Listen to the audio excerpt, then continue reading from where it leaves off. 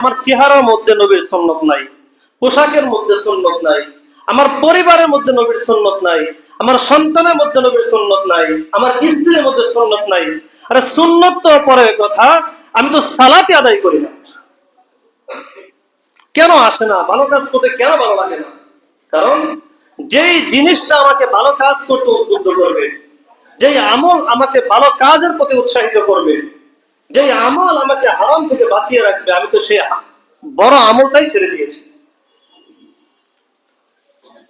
আর ভাই, সুদ খাওয়া তো কঠিন কাজ। 10-5 মানুষকে বুঝিয়ে সুদ খেতে হয়। সালাত আদায় করা তো কঠিন কাজ না, সহজ কাজ। অন্যান্য জামানায় নবীদেরকে, নবীর উম্মতদেরকে প্রত্যেক উম্মতকে নির্দিষ্ট স্থানে গিয়ে নামাজ আদায় করতে হতো। আর আমাদের জন্য আল্লাহ তাআলা কত সহজ করেছেন। নামাজের সময় হয়েছে, আপনি যেই মহল্লায় থাকেন, যেখানেই থাকেন, জায়গা পবিত্র তো নামাজ সহি হয়ে যাবে, স্থান পবিত্র তো নামাজ সহি হয়ে যাবে, শরীর পবিত্র তো সিজদা করলে আল্লাহ সিজদা কবুল করে নেবেন। এক একটা সিজদার কত মূল্য আল্লাহ তাআলার কাছে, এক একটা সিজদার কত মূল্য। আমার আপনার জীবনে কত শত হাজার সিজদা চলে গিয়েছে।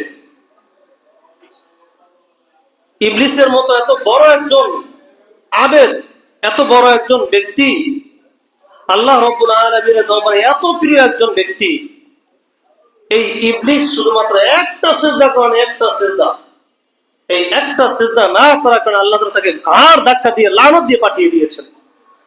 আরে মুসলমান, আমি মুসলমানের ঘরে জন্মগ্রহণ করেছি, আমার পরিবার পরিবেশ ইসলাম মানার মতো পরিবেশ ছিল, আমাকে বোঝানোর মতো বহু ওলামা ইকরাম দেশে ছিল, আমাকে নামাজ শেখানোর মতো বহু মানুষ ছিল। আরে মুসলমান, কি করে সম্ভব হলো এত লম্বা টাইম, 20 বছর 30 বছর পর্যন্ত আল্লাহ তাআলাকে সিজদা থেকে দূরে রাখতে পারলাম? কি করে সম্ভব হলো? কি জবাব দিব আমি? আমার তো বসবাস কোনো আফ্রিকান জঙ্গলে না, আমার তো বসবাস কোনো এমন অজপাড়া গায়ে না, এমন অজপাড়া কোনো স্থানে না যেখানে দ্বীনের দাওয়াত পৌঁছায় নাই, যেখানে দ্বীনের আলোচনা আমার কানে আসে নাই। আমি মুসলিম সমাজে বসবাস করি, মুসলমানদের মধ্যে অবস্থান করেও কত বড় নিমক হারামি হয়ে গিয়েছে, কত বড় নিমক হারামি হয়ে গিয়েছে। যেখানে ইবলিসের মতো একজন এত গুরুত্বপূর্ণ ব্যক্তি, এত প্রিয় ভাজন একজন ব্যক্তি, একটা সিজদা না করার কারণে আল্লাহ তাআলা তাকে একদম বিচার দিবস পর্যন্ত লানত করলেন। সেখানে আল্লাহ তাআলা কি চাইলে আমাকে ধ্বংস করতে পারতেন না? এত দয়ার মধ্যে, এত রহমতের মধ্যে থাকা সত্ত্বেও আমার দিলের মধ্যে কি একবারও মনে হয় না যে আল্লাহ তাআলাকে আমাকে যে খাওয়াচ্ছেন, আল্লাহ তাআলা আমাকে সুযোগ দিচ্ছেন, আল্লাহ তাআলা আমাকে বাঁচিয়ে রাখছেন, এই জীবনটা কি শুধুমাত্র নাফরমানি করার জন্য?